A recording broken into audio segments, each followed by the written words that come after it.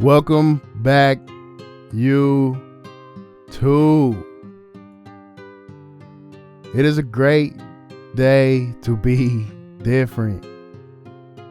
So that's what we are going to do today. We're going to show you guys how to be different. And believe me, this one is different. We have a drop fade undercut and a beard lineup. But first things first, we're going to brush, comb, lay every single thing down.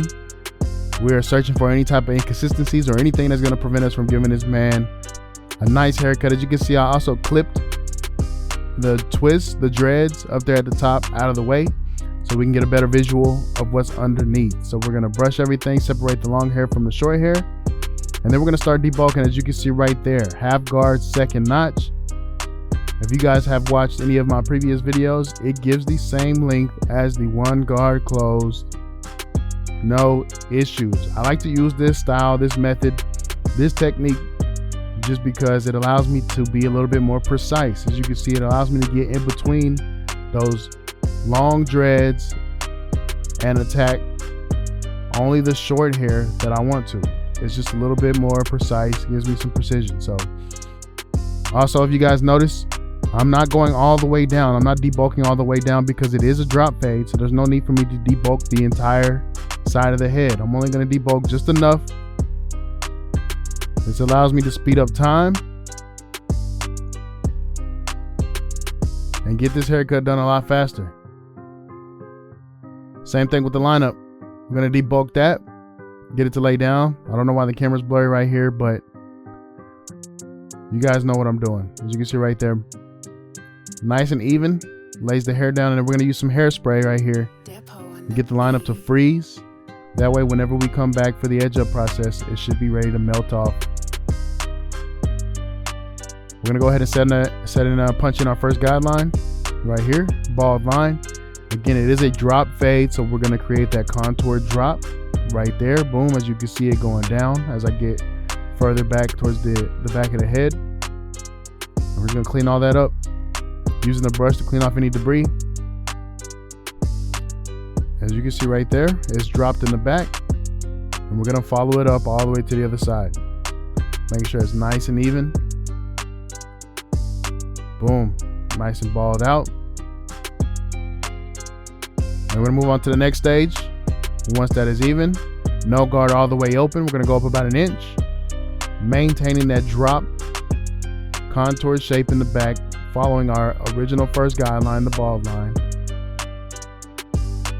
And we're just going to follow that all the way around the entire head, just like the bald line, as you can see right there. Next step, one guard, second notch, as you can see right there. We're going to go up about another inch, and this isn't really necessarily going to set in another hard guideline, but it's going to be just enough to where you will be able to see the difference here in a second. I will point it out. And we're just going to go about an inch, clean up a little bit more bulk, lighten up that line that the no guard open left. But here goes the guidelines: bald line, no guard open, and then one guard second notch line. You can't really see the one guard second notch line, which is good, which is better. That means we shouldn't have to do too much work. After the one guard second notch, we're going to drop down to the half guard. We're going to start off closed. We're going to attack that no guard all the way open. And the higher you go up, the more you want to open your lever, as you can see right there. And we're going to start attacking that one guard second notch line. And as you can see, it pretty much got rid of those lines with no issues. It just came right on out. It lined it up enough to where you can't really see the lines, but we are going to go into the detail process. As you can see right here, represented by the feather at the bottom right corner down there. We're going to take off that guard. We're going to drop down to the no guard. We're going to start off closed to attack that bald line. Work our way up. The higher you go up, the more you want to open your lever. We're going to go up to the midway, flicking out, and using your feather technique. As you can see, I'm only using the right side of the blade right there, tilting and over exaggerating the clipper, and eventually all the way open. We're going to attack the dark spots. As you can see, those darker spots lightening up, but it's not pushing the fade. The dark is maintaining its texture. The dark is maintaining its color. The dark is maintaining its density, but we are attacking the dark spots to get it to blend a little bit better. As you can see, the bald line is gone and all the guidelines are gone. We're just detailing it here. We're just making it look a little bit more prettier.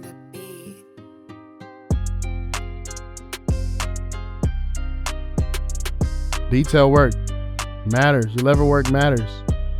Hit, brush, hit, brush, hit, brush. Very, very important. Yes, sir. As you can see, the side of that head is pretty much faded. This was not an easy texture. It's not an easy client. Not an easy canvas. It's not an easy haircut.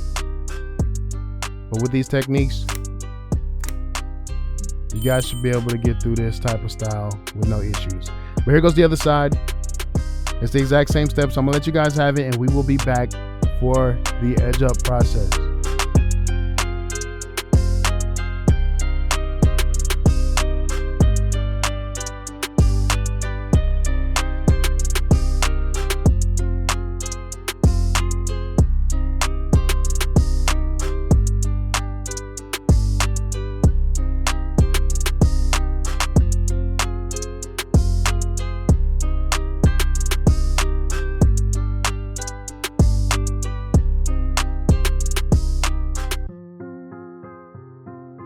All right, welcome back to the edge up process. As you can see, we're going to start right in the middle. I believe that this is one of the, if not the most important part of the haircut. You can get away with a decent fade and have one of the crispiest lineups, and your haircut can still be top-notch quality.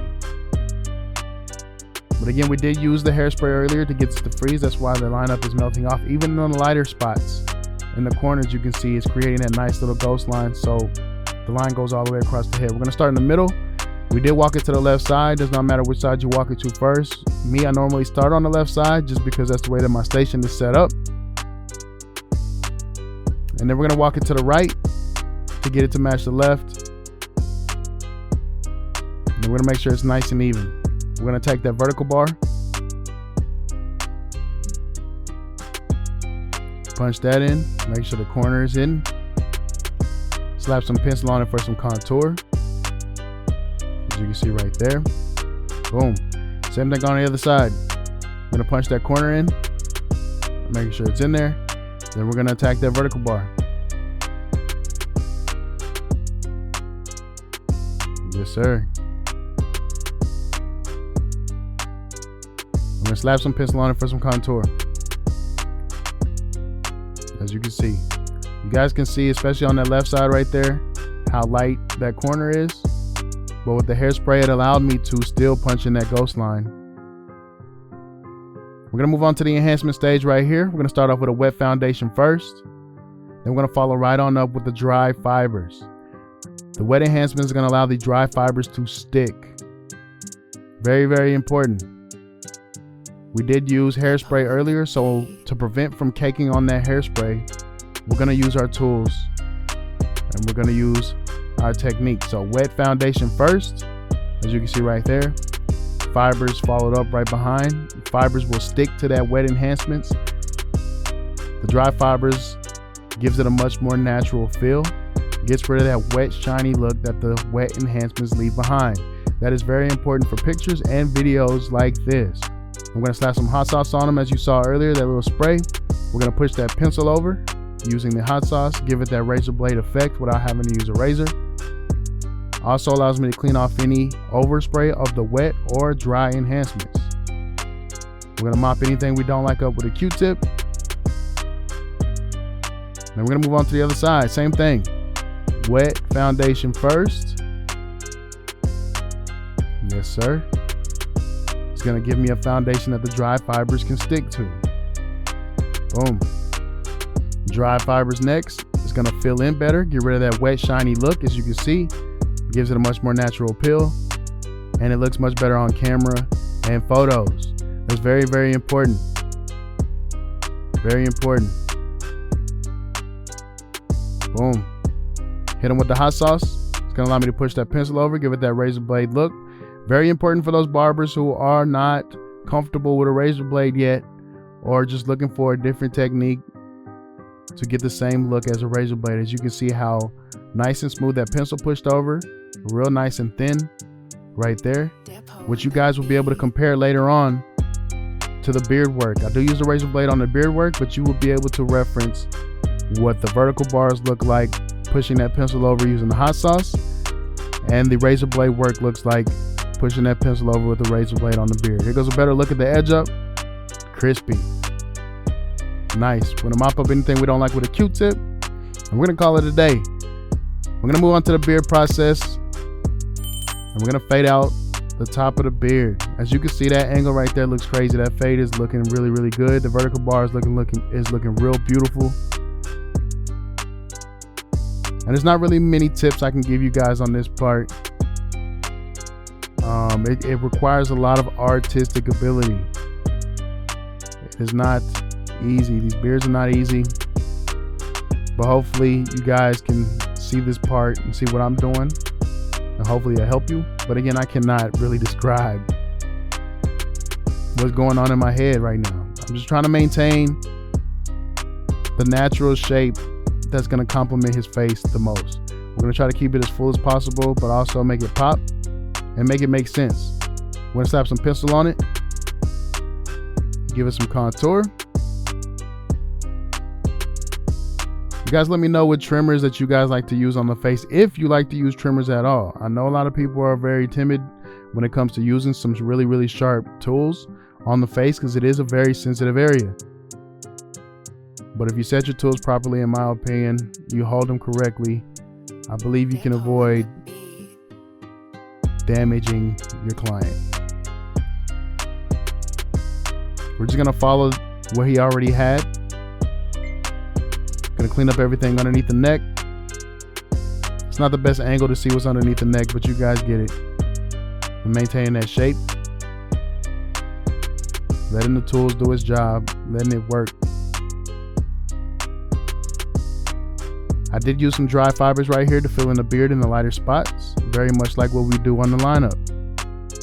It is. I believe that the beard is a whole nother haircut. You guys let me know, are beards another haircut to you? Because it takes just as long on the beard as it does the haircut to me a lot of the times. Not even gonna lie.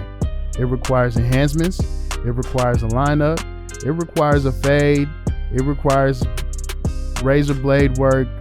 It requires some shape, some contour, some everything. It requires just as much as this haircut did. As you can see, I used just as the exact same amount of tools on this beard work as I did on the haircut. And man, if you guys aren't charging enough for these beards, at one point I was only charging $15 for a whole beard work, and it'd take me 30 minutes to do just the beard. And mathematically, it just didn't make any sense. So, yeah, wouldn't make no sense to do a 30-minute haircut for $40 and then a 30-minute beard for $15. Same time, not even half the same money. Didn't make any sense. So I had to go back and reshape a new game plan, man. But we figured it out. So hopefully you guys aren't underselling yourselves. I hope you guys are charging exactly what you think you're worth. I hope you guys are charging exactly what you are putting in. Tools aren't cheap. The time isn't cheap. The schooling isn't cheap. The craft isn't cheap. So you guys deserve it. But here goes the other side. It's the exact same thing. Yes, sir. I'm gonna let you guys have it, and we will be back for the finished product.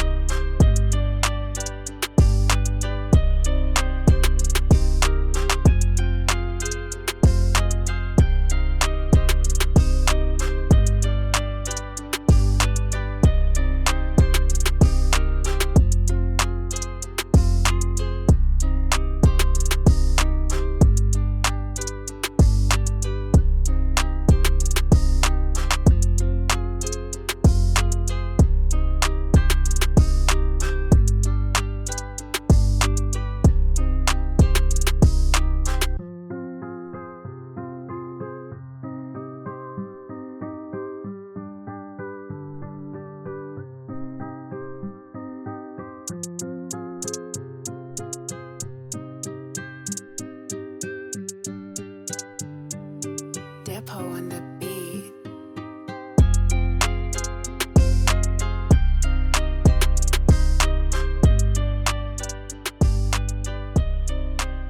All right. Just a little sheer work, but here goes a really good reference on what the lineup on the beard using the razor blade and what the vertical bar looks like using that hot sauce. To me, it looks the exact same. I think it's very important to have multiple different techniques that give the exact same look. In case you run out of products, in case you run out of tools, in case you're somewhere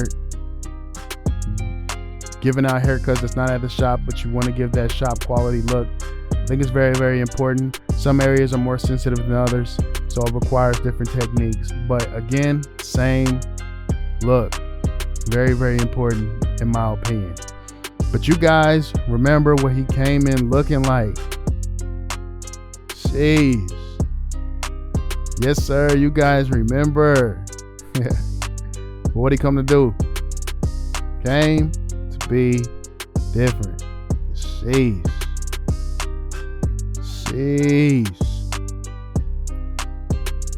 Yeah, that man is different. Appreciate you guys for staying tuned. Don't forget to like, share, subscribe, comment, do whatever you guys got to do to keep me on your timeline, man. It is crispy, and that is crispy. We out of here. Peace.